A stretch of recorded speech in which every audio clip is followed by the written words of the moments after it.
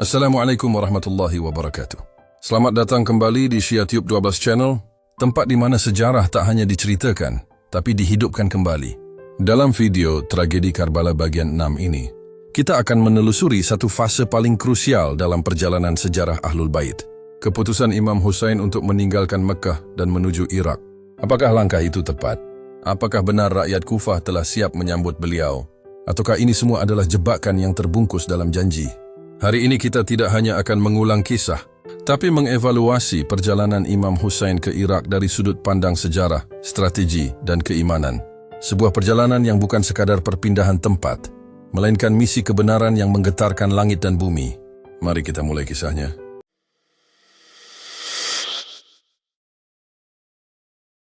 Kini kita perlu merenungkan secara mendalam, apakah perjalanan Imam Hussein ke Irak pada saat itu merupakan keputusan yang tepat? Jika dilihat dari kondisi politik dan sosial yang sangat genting, terlepas dari kenyataan bahwa tragedi Karbala tampaknya menjadi sesuatu yang tak terelakkan, pembahasan ini mencoba menilik perjalanan tersebut dari sudut pandang politik, mencari makna di balik setiap langkah yang diambil oleh sang imam. Pertanyaan mendasar yang muncul adalah apakah sebenarnya masih ada pilihan lain yang bisa diambil oleh Imam Hussein selain menuju Irak? Apakah memungkinkan untuk merancang sebuah gerakan revolusioner melawan kekuasaan Yazid tanpa harus menempuh jalur itu? Seberapa realistiskah gagasan semacam itu diwujudkan? Jika kita menelusuri sumber-sumber sejarah yang ada secara mendalam, maka akan tampak berbagai keberatan yang disuarakan oleh banyak pihak sejak awal. Suara-suara ini menunjukkan bahwa perjalanan ke Irak, pada kenyataannya, bukanlah pilihan yang menjanjikan kemenangan atau keuntungan apapun. Justru sebaliknya, jalan itu dipenuhi tanda-tanda bahaya. Sejak wafatnya Imam Hasan, penduduk Kufah telah mengirimkan undangan kepada Imam Hussein untuk datang ke kota mereka. Namun Imam Hussein dengan penuh pertimbangan dan kebijaksanaan menolak ajakan itu. Beliau menyatakan dengan tegas bahwa selama Muawiyah masih hidup, ia tidak akan pernah menyetujui revolusi dalam bentuk apapun. Penolakan ini lahir dari keyakinannya akan ketidakmampuan rakyat Irak menghadapi tipu muslihat politik Muawiyah, tipu daya yang telah mereka alami secara pahit sejak masa pemerintahan Ali dan Hasan. Namun, situasinya berubah ketika Imam menolak baiat kepada Yazid dan memilih untuk meninggalkan Madinah menuju Mekah. Di titik itulah gagasan perjalanan ke Irak mulai mencuat kembali sebagai opsi. Meski begitu, beberapa sahabat tetap memperingatkan dengan keras. Abdullah bin Muti misalnya menyampaikan keprihatinannya dan meminta Imam Hussein agar tidak melanjutkan perjalanan ke Kufah, bahkan sebelum Imam Hussein sampai di Mekah. Ketika akhirnya Imam Hussein tiba di Mekah, gelombang penentangan terhadap niatnya untuk pergi ke Irak semakin besar. Sosok seperti Abdullah bin Abbas dengan nada penuh kekhawatiran menyarankan agar Imam membatalkan perjalanannya. Ia mengusulkan agar Imam mencari perlindungan ke wilayah pegunungan Yaman yang dianggap lebih aman, sekaligus menjadi basis kuat bagi pengikut setia dari golongan Syiah. Pendapat ini turut didukung oleh Ibnu Atsam dan dinukil dari Ibnu Hanafiyah. Suasana makin tegang ketika Amr bin Abdurrahman bin Hisham mengingatkan, penduduk kini condong pada dinar dan dirham. Keduanya telah dikuasai sepenuhnya oleh penguasa. Aku khawatir jangan-jangan engkau benar-benar akan pergi ke Irak. Kekhawatiran juga datang dari Abdullah bin Umar yang sangat takut terhadap pertumpahan darah yang mungkin terjadi. Ia mengingatkan betapa besar risiko yang akan dihadapi Imam. Menjelang hari-hari terakhirnya, menjelang kesyahidannya di Irak, Abdullah bin Ja'far mengirimkan surat kepada Imam dengan nada getir. Aku melihat dalam penglihatan bahwa cahaya bumi ini akan padam karena darahmu akan ditumpahkan. Engkau adalah ruh petunjuk. Engkau adalah Amirul Mukminin yang sejati. Jangan terburu-buru menuju Irak. Jika perlu, aku akan mencarikan tempat perlindungan yang jauh dari kekuasaan Yazid. Bahkan Abu Sa'id Khudri, seorang sahabat yang bijak, turut angkat suara dengan peringatan keras. Jangan pernah memberontak melawan imam kalian. Di antara suara-suara yang lantang memperingatkan, terdapat Miswar bin Makhram. Ia tak tinggal diam. Dengan penuh kekhawatiran, ia menulis surat kepada Imam Hussein, mengingatkannya, jangan terpedaya oleh orang-orang Irak. Seruan serupa datang dari Abu Waqid Laitsi, yang juga menyuarakan peringatan senada.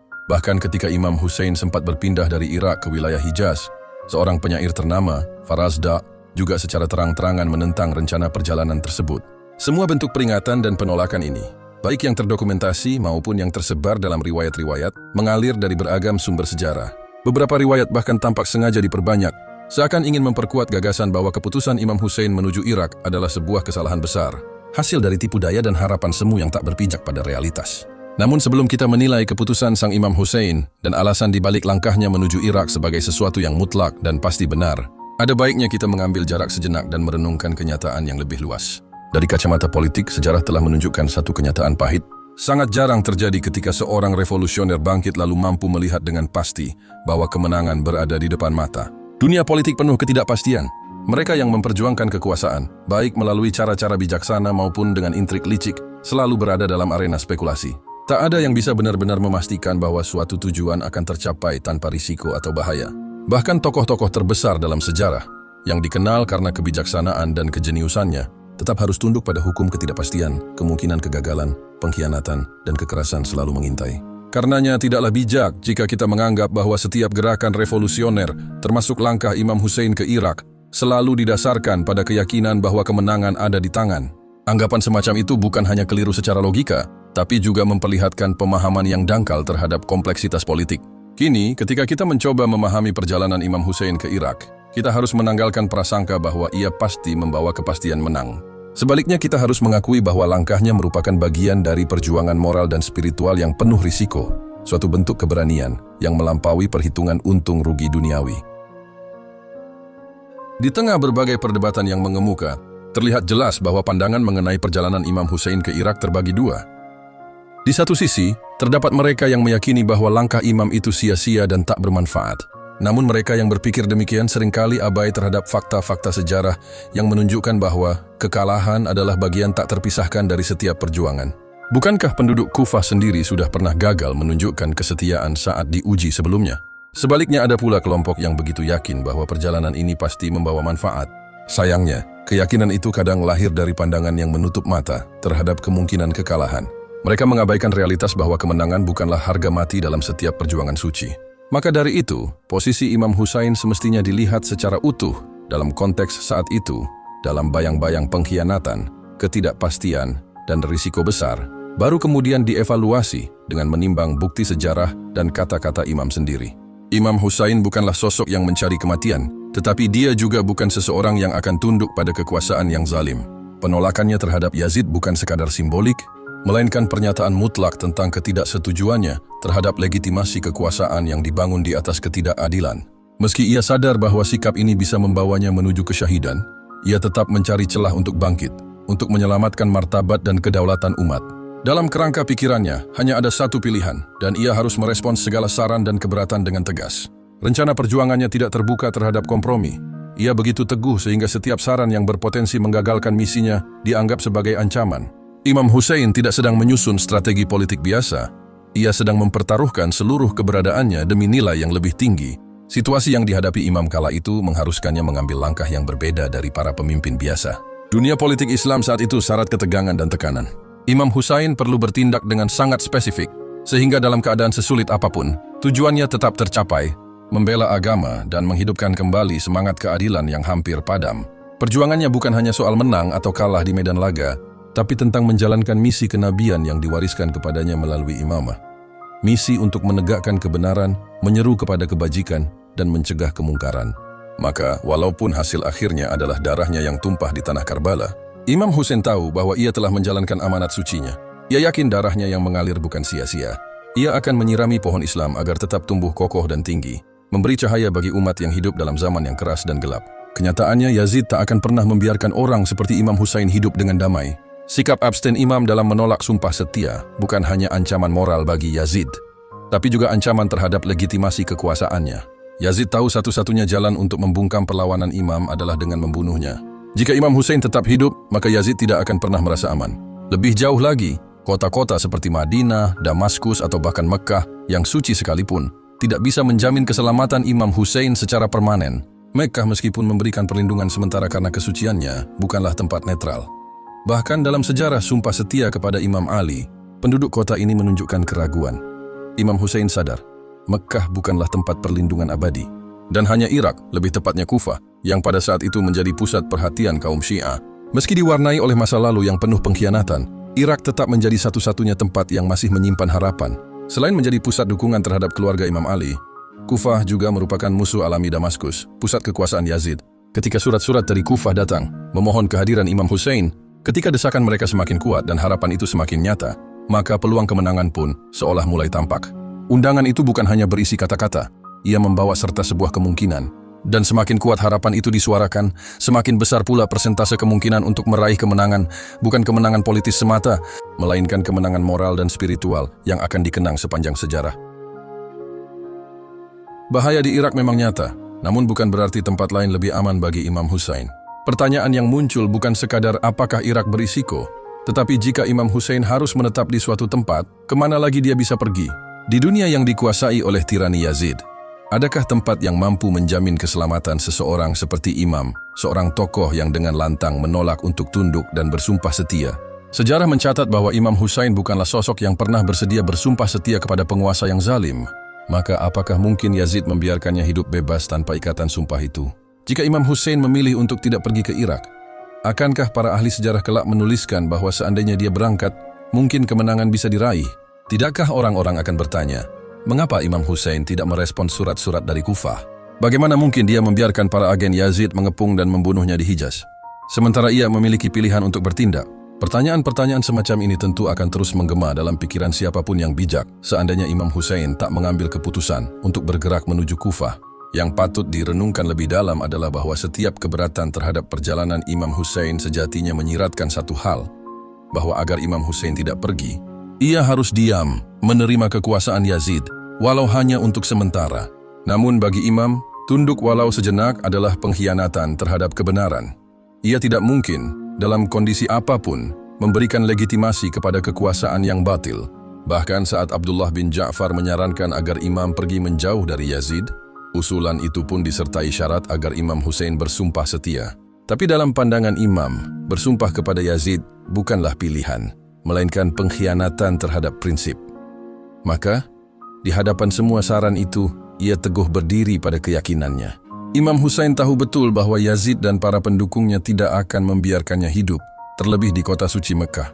Ia mengetahui bahwa pilihan untuk tetap tinggal di sana bukan hanya rapuh, tapi juga berbahaya. Sebagai tanggapan atas kekhawatiran Ibnu Abbas, Imam berkata dengan tenang namun tajam, "Aku lebih baik dibunuh dalam jarak 2 inci dari Mekah daripada 1 inci."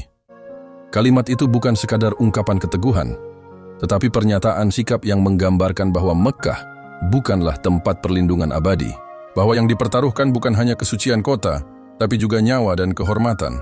Saat Ibnu Umar mencoba membujuknya, Imam Hussein menjawab tegas, "Kelompok ini tidak akan berhenti mendesakku agar bersumpah setia, karena aku tidak akan pernah melakukannya, mereka akan membunuhku." Ia tahu betapa ancamannya begitu nyata. Bahkan di saat lain ia berkata, "Walaupun aku bersembunyi di lubang binatang di padang pasir, mereka akan mencariku dan membunuhku." Ketika orang-orang bertanya mengapa ia tampak tergesa, jawabnya lugas, "Jika aku tidak bergegas, aku akan ditangkap." Ia sadar waktunya singkat. Bani Umayyah telah merampas harta dan mencemarkan namanya. Ia menerimanya dengan sabar. Namun saat mereka berniat menumpahkan darahnya, ia tidak punya pilihan lain selain pergi. Semua riwayat ini menunjukkan bahwa Imam tidak sedang mencari kemenangan duniawi. Ia sedang berjuang untuk mempertahankan nilai yang tidak bisa dibeli atau ditawar, kehormatan, keadilan, dan kebenaran. Dalam situasi di mana satu-satunya pilihan selain tunduk adalah mati, Imam Hussein memilih untuk tidak tunduk. Maka dari itu, satu-satunya arah yang masih menyisakan harapan adalah Irak. Lalu, jika bukan Irak, kemana lagi Imam bisa pergi? Selama bulan-bulan antara Syakban dan Zulhijjah, saat tinggal di Mekkah, Imam Hussein menerima gelombang surat dari Kufah. Surat-surat itu penuh harapan dan janji setia, mengundangnya untuk memimpin perjuangan melawan Yazid. Seruan-seruan ini bukan hanya bentuk ajakan, tetapi juga menjadi dasar kuat bagi Imam untuk melangkahkan kaki ke Irak. Dan setiap kali keraguan muncul dari para sahabatnya, Imam Hussein selalu kembali pada satu bukti yang tak terbantahkan. Surat-surat dari rakyat Kufah. Bahkan saat berhadapan dengan Hur dan kemudian ditanyai oleh Umar bin Sa'ad tentang alasannya datang ke Irak, Imam menjawab dengan tenang. Ia hanya menunjukkan surat-surat itu. Surat-surat harapan, panggilan rakyat yang menginginkan perubahan, dan keyakinan bahwa diam bukanlah pilihan. Semuanya menjadi alasan suci yang mendorong Imam Hussein melangkah ke medan yang akan mengubah sejarah, Karbala. Ketika Bujair bin Shaddad bertanya kepada Imam Hussein tentang alasan perjalanannya menuju Kufah, Imam Hussein menjawab dengan tenang namun syarat makna, "Surat-surat ini semuanya berasal dari para pemuka kota ini." Kalimat sederhana itu menyimpan beban moral dan harapan yang luar biasa besar. Ia bukan sekadar respon terhadap pertanyaan, melainkan penegasan bahwa setiap langkah yang diambilnya bukanlah keputusan pribadi semata, melainkan seruan yang datang dari umatnya sendiri. Pagi hari Asyura, Imam Hussein kembali menyebut surat-surat itu. Bahkan ia menunjukkannya langsung kepada Abdullah bin Umar. Dalam menjawab segala keberatan yang muncul, Imam Hussein hanya berkata, Kantong pelana kudaku penuh dengan surat-surat mereka. Kata-kata ini menegaskan bahwa ia tidak berangkat dalam gelap atau gegabah, melainkan dengan beban janji dan dukungan dari mereka yang mengundangnya. Gelombang undangan yang datang dari Kufah begitu luas dan menyeluruh. Bukan hanya dari rakyat biasa, melainkan juga dari para tokoh dan pemuka masyarakat. Surat-surat itu datang dalam jumlah besar, jauh melampaui sekadar suara dari kalangan Muslim Syiah saja. Fakta ini penting, karena jika hanya golongan minoritas itu yang menyuarakan undangan, Imam Hussein mungkin akan bersikap lebih hati-hati. Namun luasnya asal-usul surat tersebut dari berbagai lapisan dan latar belakang memberikan kesan bahwa ini adalah seruan umat, bukan segelintir kelompok. Namun di balik itu semua, sejarah juga mencatat bahwa Kufah bukan kota yang tanpa noda. Mereka telah gagal menjaga janji pada masa Imam Ali dan Imam Hasan. 2 kali diuji, 2 kali pula mereka mengingkari. Kini, Imam Hussein dihadapkan pada dilema. Haruskah ia menilai masa lalu yang kelam atau memberi peluang pada harapan yang baru? Jikapun kemungkinan kemenangan kali ini kurang dari 50%, apakah ada alternatif lain yang lebih baik? Tampaknya, dalam perhitungan politik yang rasional, tidak ada tempat lain yang menawarkan peluang lebih besar dari Kufah. Bahkan Yaman, meski memiliki komunitas Syiah, tetap berada dalam cengkeraman kekuasaan Muawiyah. Sejarah kelam Yaman memperlihatkan bahwa bahkan saat Imam Ali berkuasa, wilayah itu masih bisa diserbu dan dibantai oleh pasukan dari Damaskus. Maka Kufah tetap menjadi satu-satunya pilihan realistis, karena bukan hanya jumlah Muslim Syiah di sana lebih besar, tetapi juga karena undangan itu datang dengan jaminan perlawanan terhadap musuh bersama. Surat-surat itu tidak sekadar seruan, tapi juga janji perlindungan dan janji perjuangan. Mereka tidak hanya akan melindungi imam, tetapi juga akan mengangkat senjata bersamanya. Surat-surat itu datang dari nama-nama besar seperti Sulaiman bin Surad, Musayyib bin Nujbah, Habib bin Muzahir, Rufa'ah bin Shaddad, dan lainnya. Mereka bukan orang asing dalam sejarah perjuangan Islam. Dalam waktu yang singkat, Imam Hussein harus mengambil keputusan.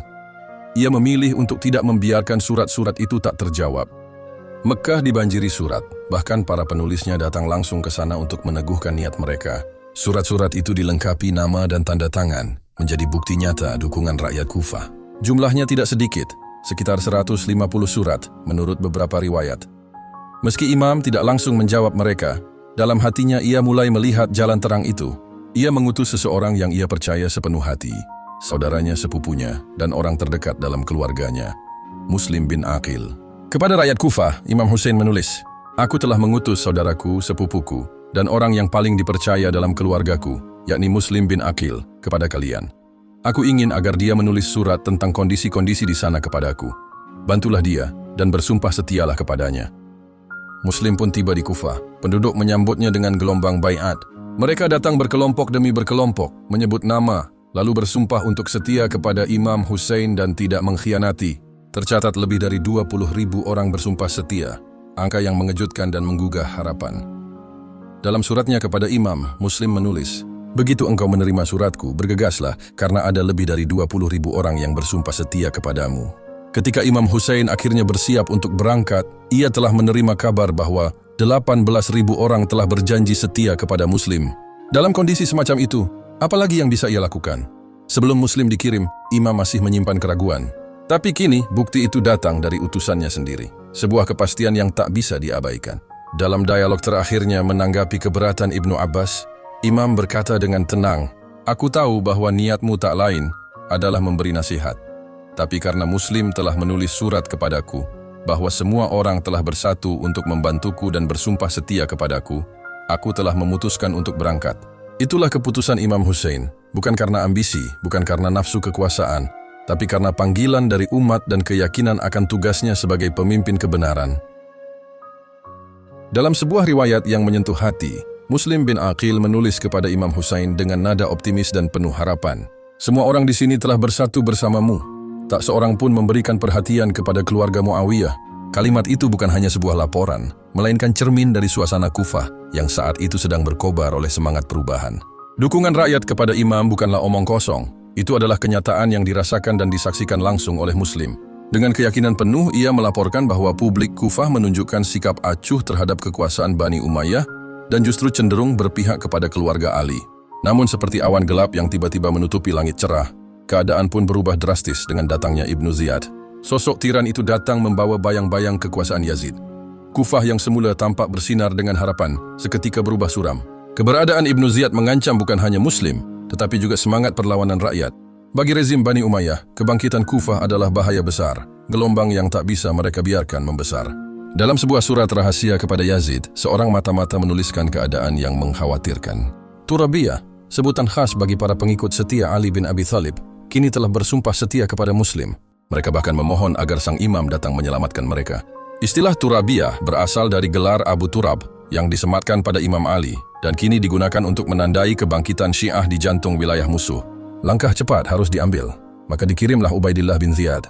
Penugasan ini memperjelas satu hal. Jika Bani Umayyah tidak segera bertindak, mereka akan kehilangan Kufah selamanya. Terutama karena gubernur yang sedang menjabat, Nu'man bin Bashir, menunjukkan sikap yang terlalu lembek. Menurut sebuah riwayat, Nu'man sendiri pernah berkata dengan nada hormat dan kagum, "Keturunan Rasulullah lebih layak dihormati di antara kami dibandingkan anak dari Ibnu Bajdal." Ungkapan itu menunjukkan simpati kepada keluarga Nabi yang jelas bertentangan dengan garis keras kekuasaan Yazid. Sejarawan Ibnu Atsam mencatat peristiwa dramatis saat Muslim memasuki Kufah. Kota itu sudah tidak lagi dikuasai oleh gubernurnya. Nu'man duduk sendirian di istananya. Masjid-masjid sepi. Tak ada yang hadir di sholat Jumat dan tak seorang pun yang membayar pajak padanya. Kekuasaan formal telah lumpuh. Siapapun yang dipanggilnya tak datang. Siapapun yang diperintah tak mengindahkan. Itulah potret sebuah kota yang telah berpaling dari penguasa tiran dan tengah menantikan pemimpin sejati. Tapi di balik harapan itu, badai pun mulai menggulung diam-diam dari arah Damaskus. Itulah sekelumit perjalanan penuh risiko yang ditempuh oleh Imam Hussein menuju Irak.